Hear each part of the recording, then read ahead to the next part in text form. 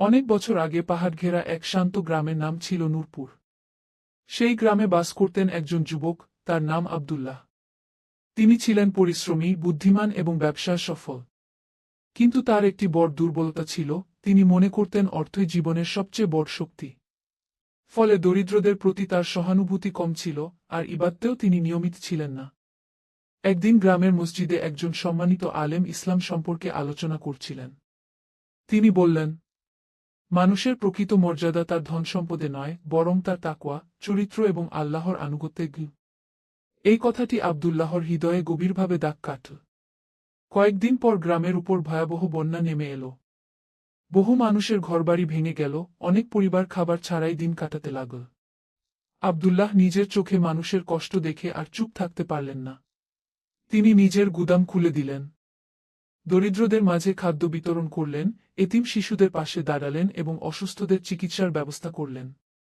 প্রথমবারের মতো তিনি অনুভব করলেন, অন্যের মুখে হাসি ফোটানোর আনন্দ পৃথিবীর কোনো সম্পদের সঙ্গে তুলনা করা যায় না। সেদিন থেকে তার জীবন বদলে গেল।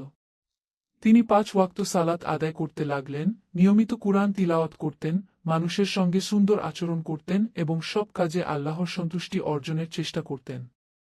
একদিন এক এতিম শিশু তাকে বলল, চাচা, আপনি না থাকলে আমরা হয়তো আজ না খেয়ে থাকতাম। আল্লাহ আপনাকে উত্তম প্রতিদান দিন। এই দোয়া শুনে আব্দুল্লাহর চোখে অশ্রু চলে এলো। তিনি বুঝলেন, মানুষের দোয়া ও আল্লাহর সন্তুষ্টিই জীবনের সবচেয়ে বড় সম্পদ। বছর কেটে গেল। আব্দুল্লাহ গ্রামের সবচেয়ে সম্মানিত মানুষ হয়ে উঠলেন। তার সম্মানের কারণ ছিল না ধনসম্পদ, বরং তার সততা, দয়া, বিনয় এবং আল্লাহভীতি।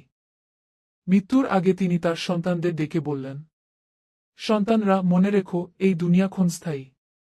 কখনো সালাত ছেড়ে দিও না, মানুষের হক নষ্ট করো না, সত্য কথা বলো, দরিদ্রদের সাহায্য করো এবং সব অবস্থায় আল্লাহর উপর ভরসা রাখো। কুরআন ও রাসূলুল্লাহ এর সুন্নাহকে আঁকড়ে ধরলে তোমরা কখনো পথভ্রষ্ট হবে না। তার মৃত্যুর পরও মানুষ তাকে ভালোবাসার সঙ্গে স্মরণ করত।